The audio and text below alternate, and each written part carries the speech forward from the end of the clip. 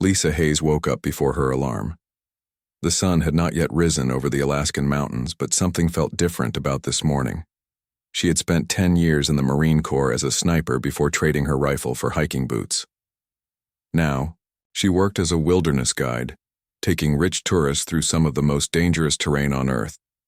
Today, she had no clients scheduled, yet she couldn't shake the feeling that she was being watched. She made coffee in her small cabin and looked out the window. The forest seemed quiet, too quiet. No birds sang, no small animals moved between the trees. Lisa reached for the hunting knife she always kept nearby. A flash of blue light filled her cabin. Lisa dropped to the floor and rolled toward her gun. Safe. Before she could enter the combination, a voice spoke in perfect English. Lisa Hayes, former Marine Corps sniper, current wilderness survival expert. We mean you no harm. Lisa turned slowly.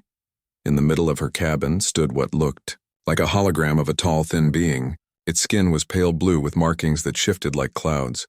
It had 4 arms and large eyes that reflected light like a cat's. Who are you, and how do you know my name? Lisa kept her voice steady despite her racing heart. I am Commander Alara, Vex of the Galactic Alliance. We have been studying your planet for some time. You are one of 50 humans we wish to recruit. Lisa laughed. Recruit? For what? And why should I believe any of this is real? The alien's markings shifted to a deeper blue. Your planet is classified as a Class 5 Deathworld, Lisa Hayes. You live in conditions that would kill most sentient beings in our alliance. We need that strength now. Outside Lisa's window, the air shimmered. The hologram of Commander Vex gestured with one of its 4 hands, and the cabin wall seemed to become transparent. Lisa could see a massive ship hovering above the tree line. It made no sound and gave off a soft blue glow. This is real, and it is urgent. The galaxy is at war. Lisa had been in enough combat situations to recognize genuine need. Whatever this being was, it wasn't lying about needing help. You have 1 hour to decide, Commander Vex said. Bring only what you can carry in 1 bag. We will provide everything else. The hologram disappeared. Lisa stood alone in her cabin, staring at the now solid wall where the ship had been visible. She, packed with the efficiency of someone who had deployed to war zones multiple times, clothes, basic survival gear, photos of her family, and 1 personal item, a small wooden carving her grandfather had made. She also slipped her service knife into her boot. Never go anywhere new without a blade, her drill sergeant had taught her. When Xiao, the blue light returned, Lisa was ready. The ship was enormous inside. Lisa was led through curved hallways by floating robots to a room where other humans sat looking confused and nervous. She recognized some of them from news stories. An Olympic climber, a deep-sea rescue diver, soldiers from various countries. They took you too, huh? A tall man with a southern accent approached her. Greg Miller, Army Rangers. Lisa Hayes, Marines, she replied, shaking his hand. His grip was firm, but not showy. A good sign. Any idea what we're dealing with?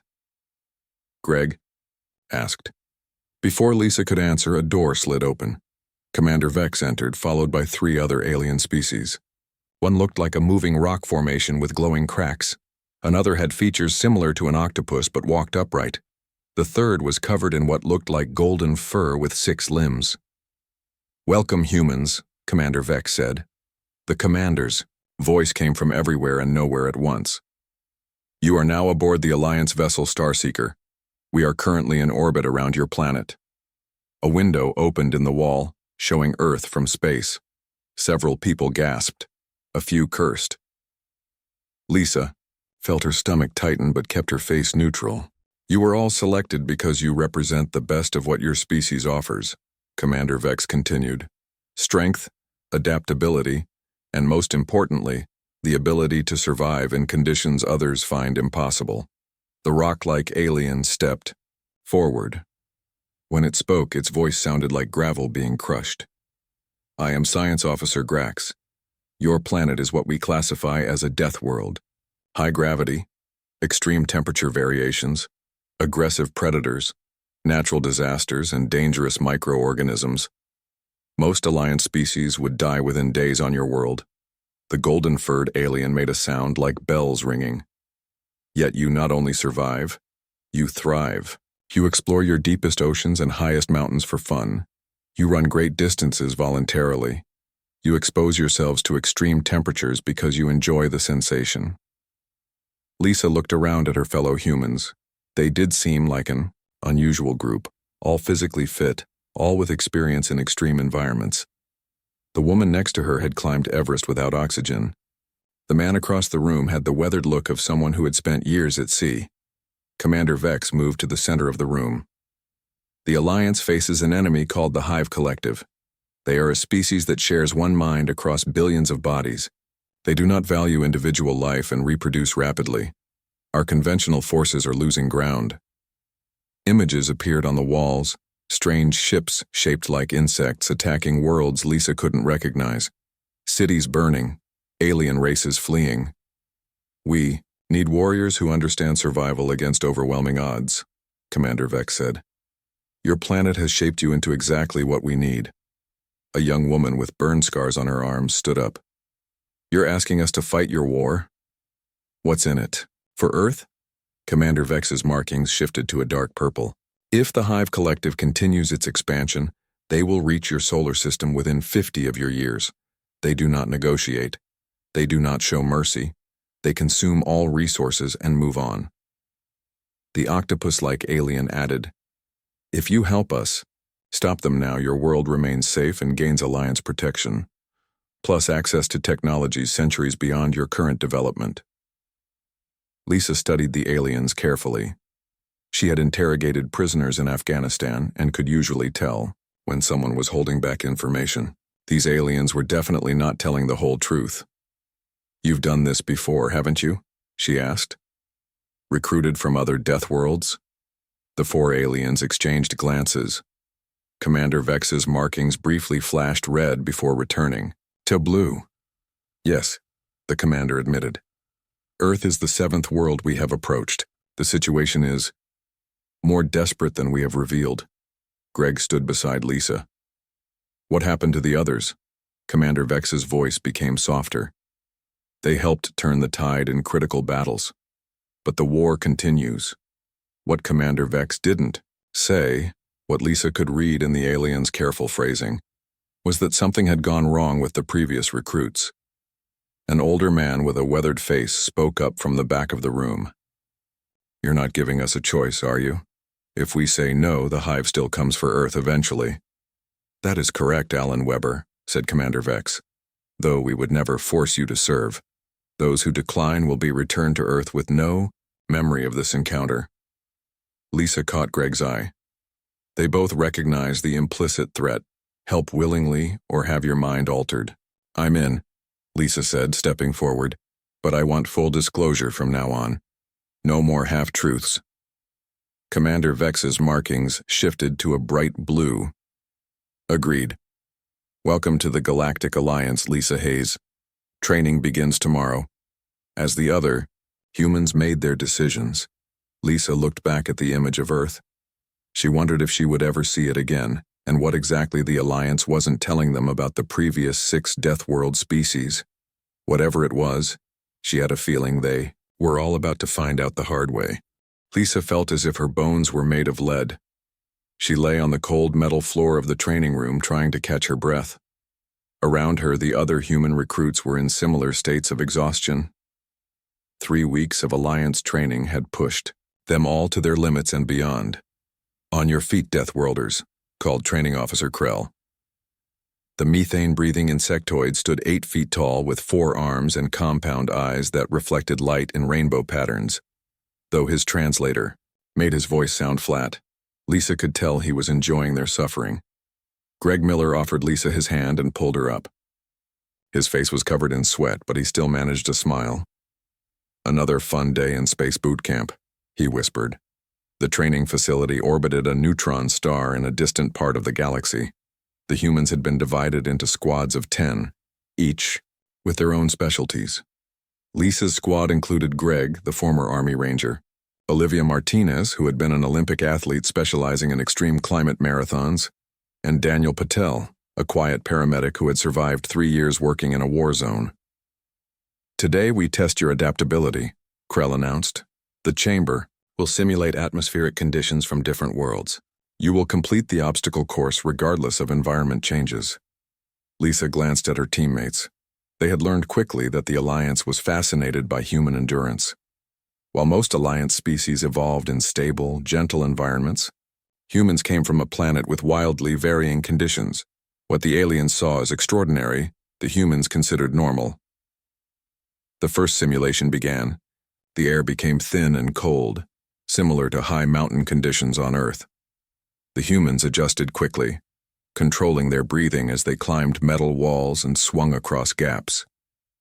"Acceptable," Krell noted, mandibles clicking. "Now, increase density and temperature." The atmosphere shifted. Now it felt like running through hot soup. Most Alliance species would have collapsed, but the humans pushed forward, their bodies adapting. Lisa felt her lungs working harder, her skin sweating to cool her body. Olivia took the lead, her marathon training proving valuable. "Keep moving," she called back. "Our bodies know what to do." When they finished the course, medical officers rushed forward to scan them. This happened after every training session. The aliens were studying them, collecting data on how human bodies responded to stress. "They're not just training us," Daniel said later as they sat in the mess hall. "The food was created to match Earth nutrition but looked nothing like what they were used to. They're studying us like lab rats." Lisa nodded, keeping her voice low.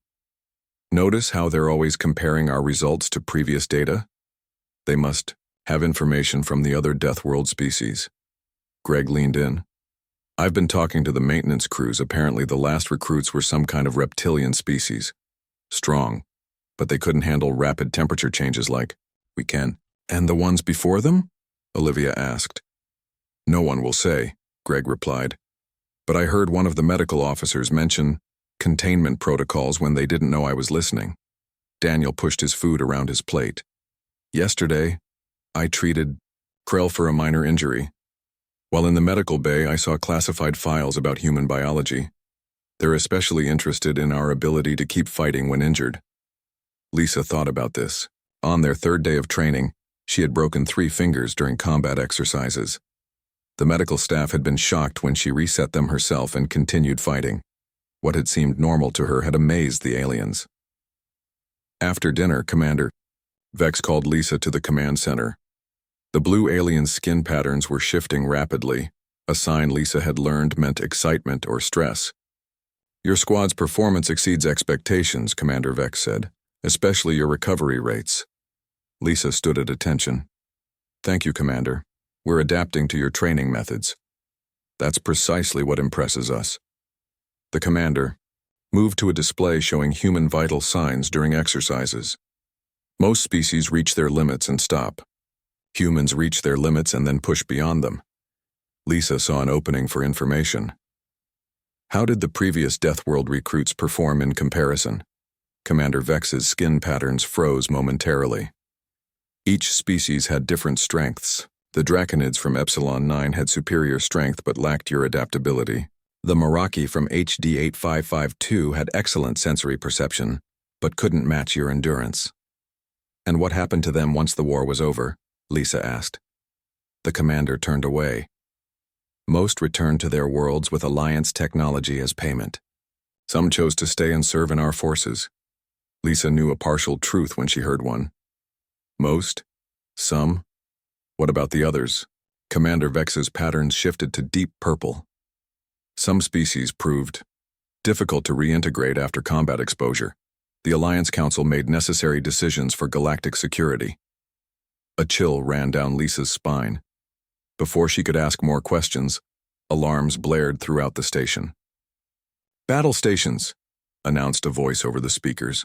"Hive scout ships detected in Sector 7. Commander Vex's 4 hands moved quickly over control panels. "This is unexpected. The Hive shouldn't have scouts this far into Alliance space."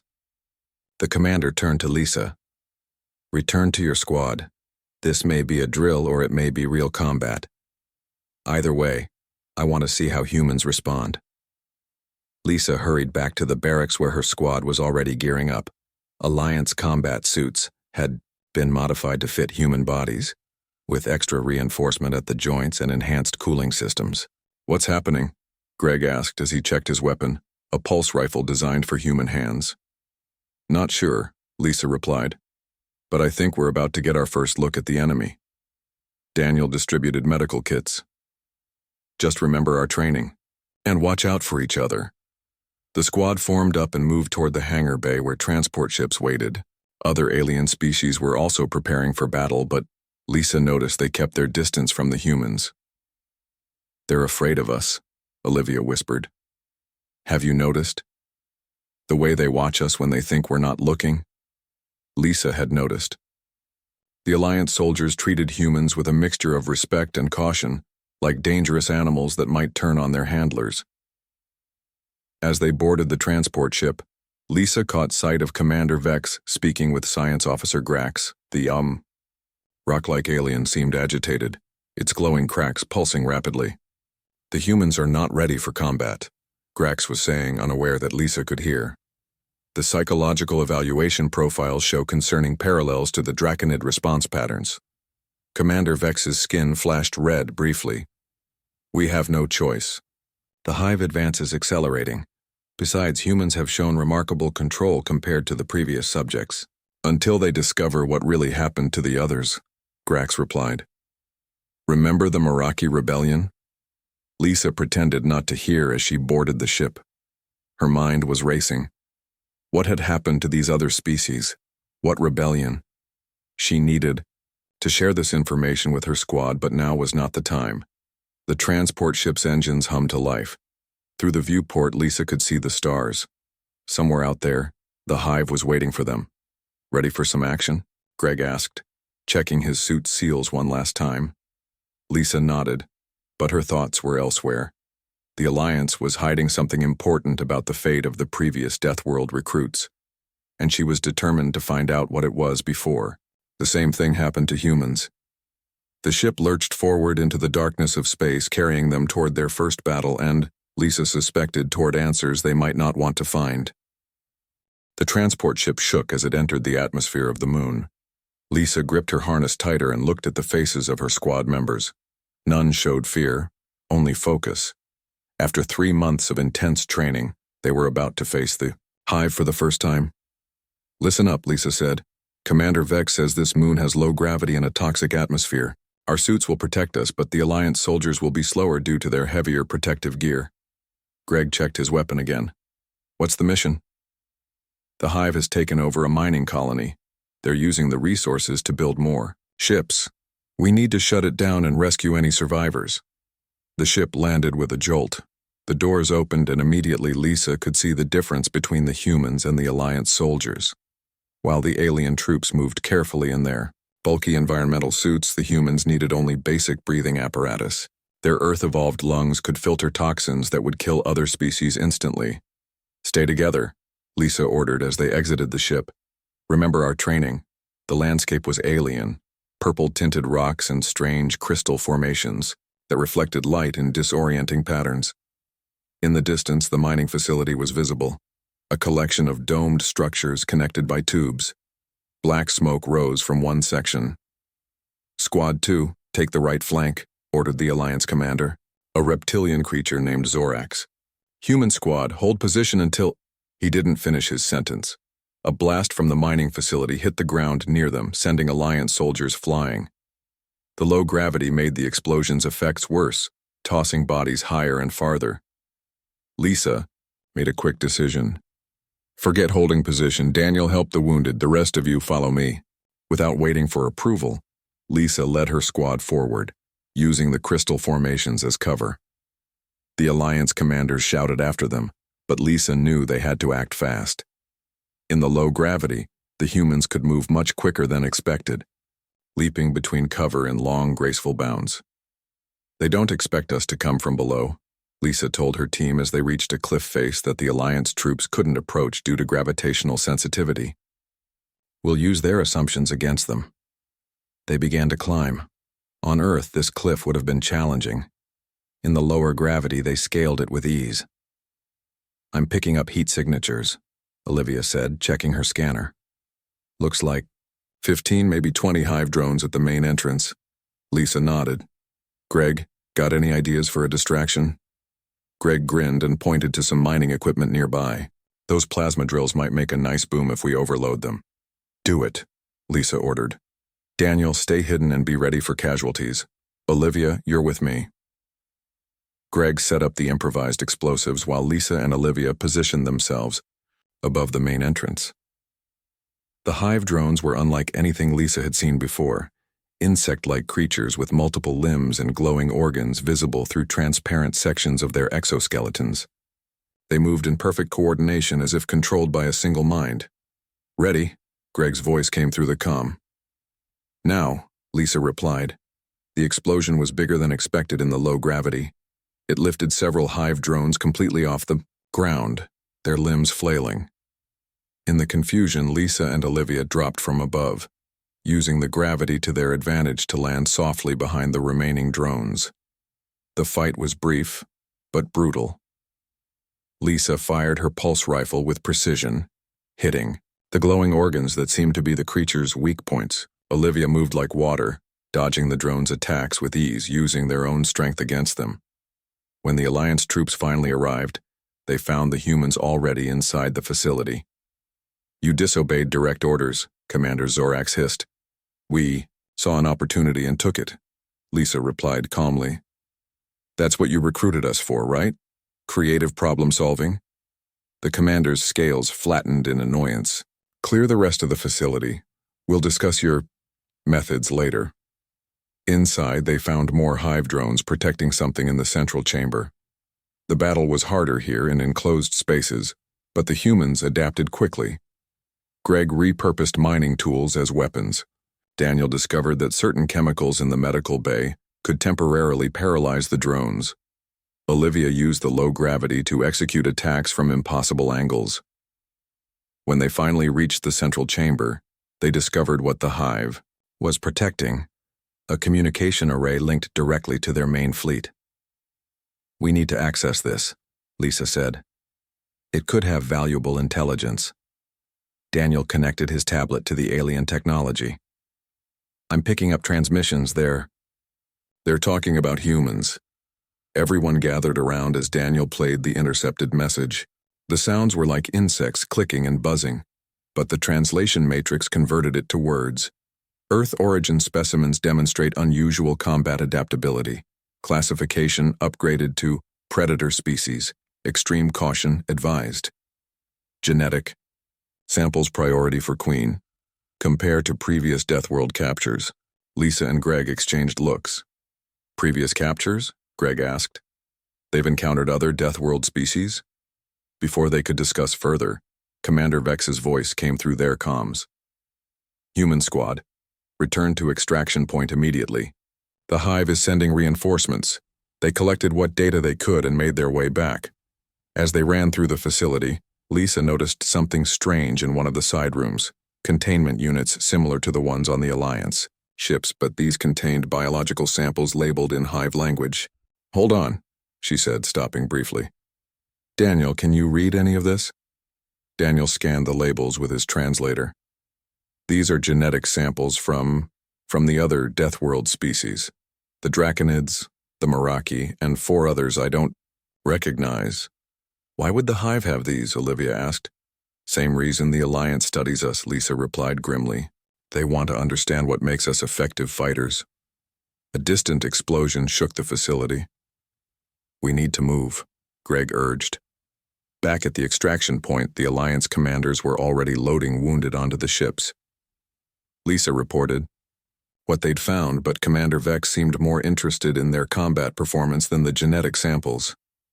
Your squad eliminated 27 hive drones with 0 casualties, the commander noted, skin patterns shifting to bright blue. None of our experienced teams managed such results. We found evidence that the hive is collecting genetic data from Deathworld species, Lisa pressed, including ones you've recruited before. Commander Vex's patterns dimmed. This is concerning, but not unexpected.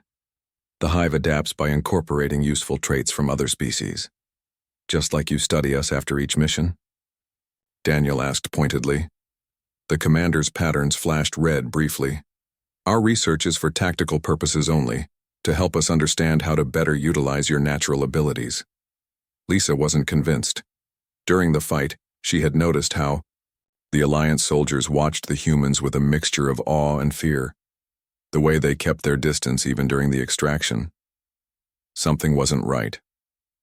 Back on the Alliance command ship, the human squad was quarantined for decontamination, a process that seemed unnecessary given their suits had remained intact. Through the clear walls of the quarantine chamber, Lisa could see Alliance officers reviewing footage of their combat performance.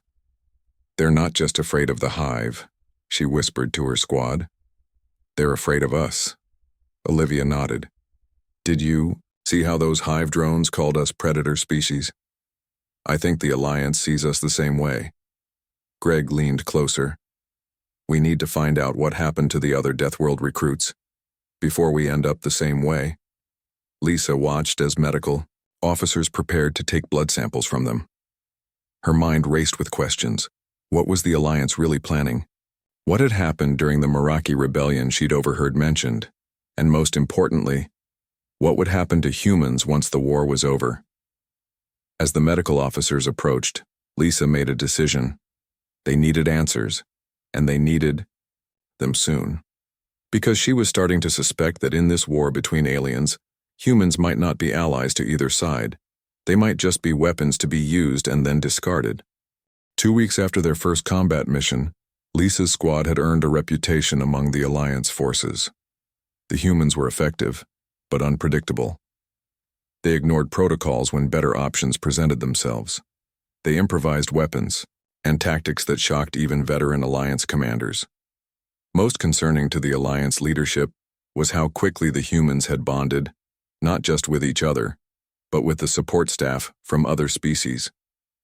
Lisa sat in the mess hall with her squad, picking at food that never quite tasted right.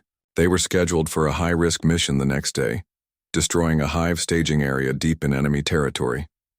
I got into the medical database, Daniel whispered, sliding his tablet across the table. Took some doing, but I found files on the previous Deathworld species. Lisa looked at the screen, careful to shield it from the cameras they all knew were watching them. The files were incomplete, but concerning. 6 different species before humans, all from planets classified as Deathworlds, all recruited to fight the hive, all described as combat effective but integration problematic. What does integration problematic mean? Olivia asked. Greg tapped on another file. Look at the Draconids. After they helped win the Battle of Proxima Station, half of them refused orders to pursue retreating hive ships. They said it was dishonorable to attack a defeated enemy. And the Alliance response? Lisa asked, though she could guess. Logged as containment protocol enacted, threat neutralized, Greg replied grimly. Daniel opened another file. The Meraki were even worse from the Alliance perspective. After 3 months of combat, they started questioning why they should fight for alien interests at all. They organized what the Alliance calls a rebellion. Looks like they tried to take over an Alliance ship and go home. What happened to them? Olivia's voice was barely audible. Species deemed unsuitable for continued deployment. Remaining specimens transferred to Research Division. Daniel's face showed his disgust. They treated them like lab animals. Lisa thought about all the tests they had undergone after each mission, the blood samples, the brain scans, the psychological evaluations. The Alliance wasn't just using them as soldiers. They were studying humans to determine if they would become a problem like the previous recruits. We need to be careful, she said. They're watching for signs that we're becoming too independent. Too late, Greg replied with a thin smile. I've seen how Commander Vex reports on us. We're already showing concerning patterns of autonomous decision-making. Their conversation was interrupted by an alarm. Not the battle station's alarm they had heard before, but something different. A long, pulsing tone that made the Alliance staff rush to action stations. What's happening? Lisa asked a passing technician, a small 6-limbed alien named Trill who had always been friendly to the humans. Containment breach in Research Sector 7, Trill explained hurriedly. Very bad. Very dangerous. You should return to your quarters. Instead, Lisa gathered her squad and they moved toward the commotion. Alliance security forces were rushing toward the research section of the ship, weapons drawn. We should stay out of this, Daniel warned. No, Lisa replied. This might be our chance to learn the truth. They followed the security teams, keeping enough distance to avoid notice. The research sector doors had been forced open from the inside, metal panels bent and twisted by immense strength. Whatever did that is stronger than any of us, Olivia whispered. Inside they found chaos. Labs were destroyed, equipment smashed. Bodies of Alliance researchers lay broken on the floor. Whatever had escaped was powerful and angry. Over there, Greg pointed to a security feed still functioning on one wall. It showed a massive creature rampaging through another section of the research wing. The being was at least 8 feet tall, with a thick hide that looked like stone and powerful limbs that ended in claws. Is that, Daniel began, one of the other Deathworld species? Lisa finished for him. It must have been kept here all along.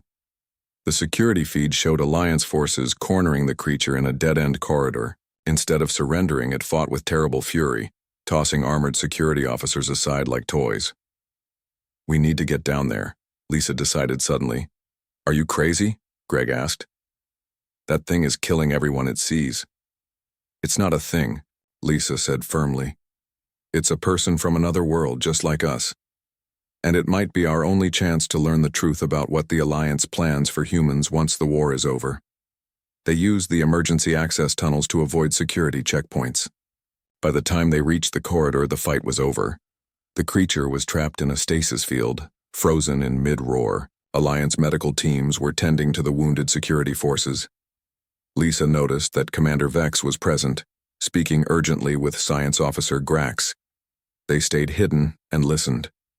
This is the third containment breach this cycle, Grax was saying, cracks glowing red with agitation. The Kodiak specimens are becoming resistant to the sedatives. Increase the dosage, Commander Vex ordered. We can't afford to lose any more research subjects, not when we're so close to isolating the genetic factors that make Deathworld species so combat effective. And the humans? Grax asked. They're showing the same pattern as the others. First, compliance, then curiosity, then resistance. Commander Vex's skin patterns shifted to deep purple. Continue monitoring them. After tomorrow's mission, we'll begin the evaluation for long-term containment. The Council has already approved the facilities. Lisa felt cold. Long-term containment. They never intended to send the humans home. They were going to keep them as test subjects, just like this creature, this Kodiak alien. As the Alliance staff prepared to move the captured escapee, Lisa made a quick decision. Using the distraction of the medical teams, she slipped closer to the stasis field and placed a small device on its edge. A communication module from her suit, reprogrammed by Daniel to translate between species. The Kodiak's eyes tracked her movement, the only part of it still able to move within the stasis field. Its eyes were intelligent, filled with rage but also recognition. It understood she was different from the Alliance forces. As she retreated to rejoin her squad, Lisa activated the communication device remotely. If it worked, they might be able to speak with the Kodiak later, once it was back in its cell but no longer in stasis. We have to warn the others, Lisa told her squad as they made their way back through the access tunnels. All the human recruits need to know what the Alliance is planning. What can we do? Olivia asked.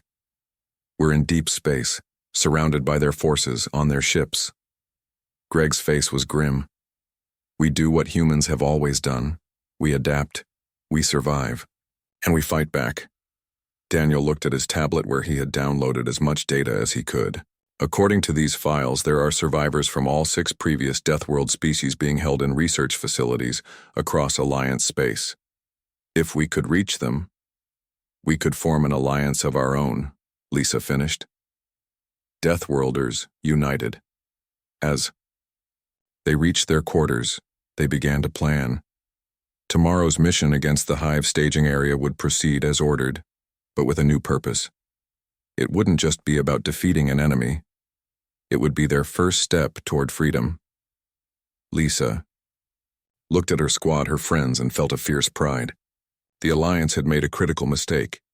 They had recruited the toughest species in the galaxy, trained them to fight, taught them their technology, and then planned to betray them.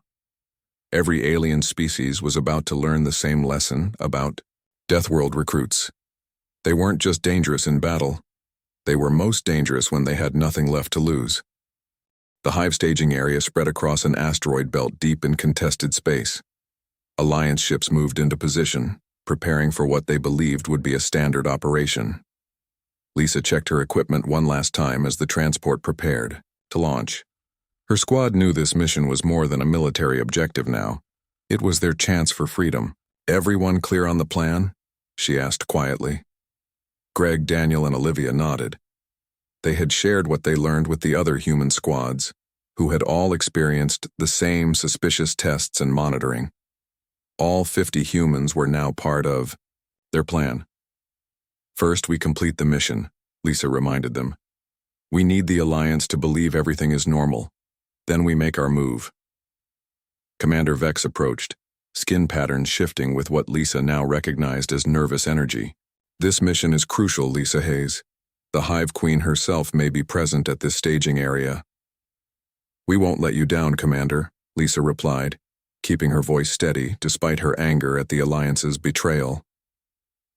The transport launched toward the asteroid belt. Through the viewport, Lisa could see the massive hive structures built across the asteroids, organic-looking formations connected by energy fields.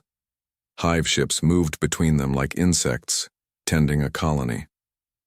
"Primary objective is to destroy the central command node," the Alliance mission leader explained. "Human squads will deploy first to clear the way for the demolition teams." Lisa exchanged glances with the leaders of the other human squads. They all understood the real plan. The humans would be sent first because they were considered expendable. Perfect for their purposes, the transport shook as it came under fire. Then everything happened quickly. The doors opened, and the humans leaped into space. Their suits were designed for zero-gravity combat, allowing them to maneuver between asteroids with small thrusters. The battle was fierce. Hive drones swarmed toward them in overwhelming numbers, but the humans had been training for months, and they fought with the desperate energy of those who knew their lives depended on more than just winning this battle. Lisa led her squad toward the central command node.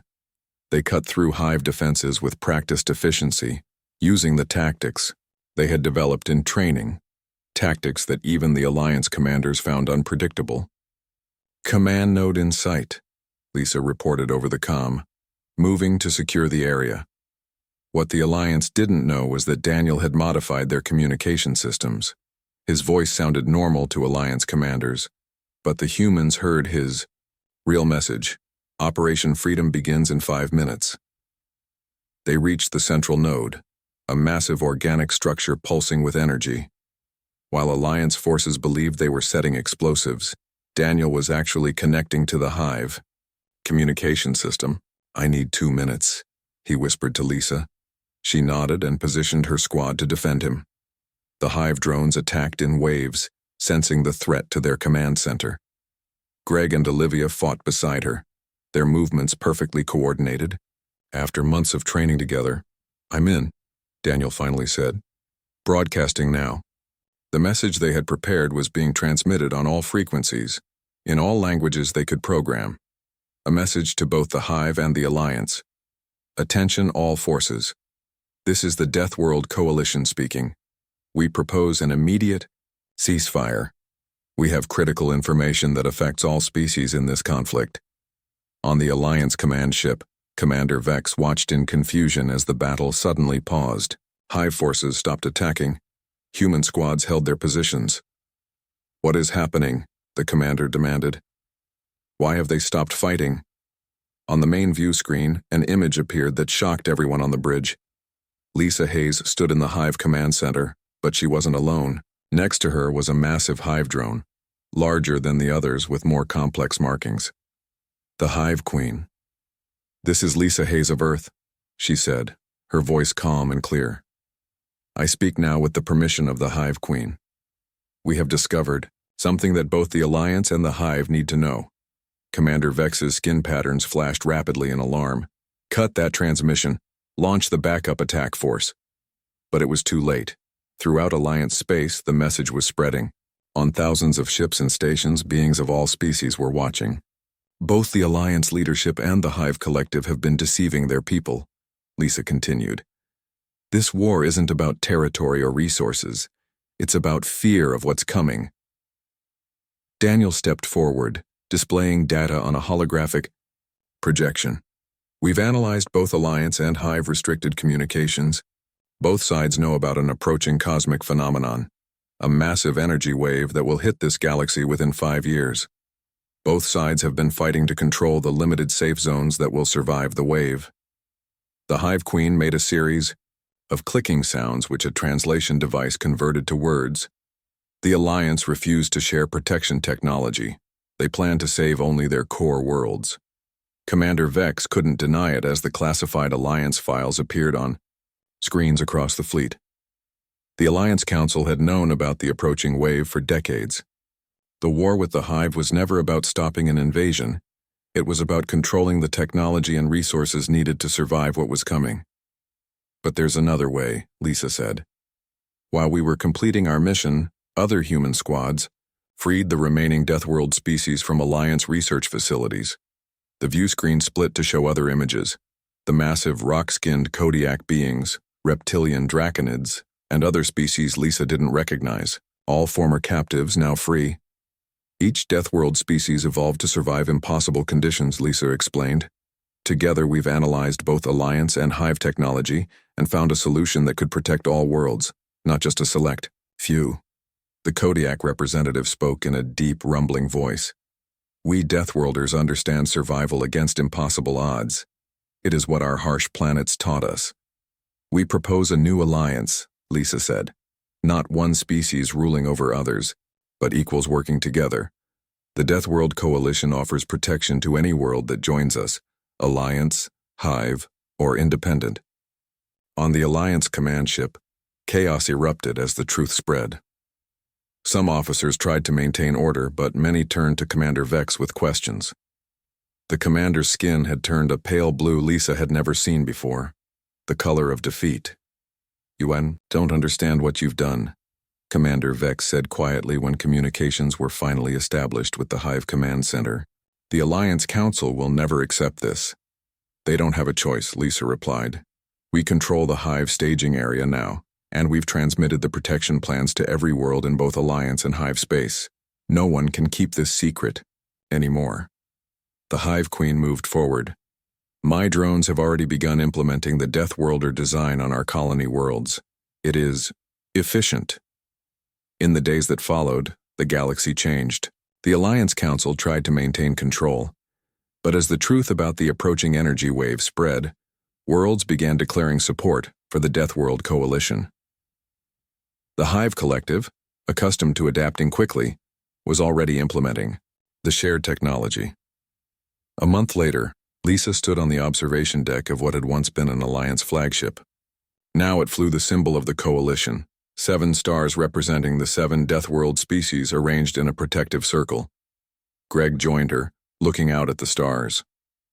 Who would have thought that being from the most dangerous planets in the galaxy would end up saving everyone? Lisa smiled. They recruited us because conventional thinking couldn't win their war. They were right about that part. But what they didn't understand, Daniel added as he and Olivia entered the deck, is that survival on a Deathworld teaches more than just fighting. It teaches cooperation, finding solutions when there seem to be none. Olivia pointed to a display, showing the progress of the protective technology being deployed across formerly warring worlds. Every alien species learned the same lesson about Deathworld recruits. They're not just dangerous in a fight. They're dangerous when they start asking questions, Lisa finished. Outside the viewport, ships from dozens of worlds moved in formation, former enemies now working together. The Deathworld Coalition wasn't just about survival anymore. It was about creating something better than what had come before. Commander Vex had been right about one thing. Deathworlders were unpredictable. But that unpredictability had saved the galaxy, not doomed it. In the face of extinction, it wasn't control that would save civilization. It was innovation, adaptation, and cooperation. The very qualities that Deathworlds had been teaching their children for millennia.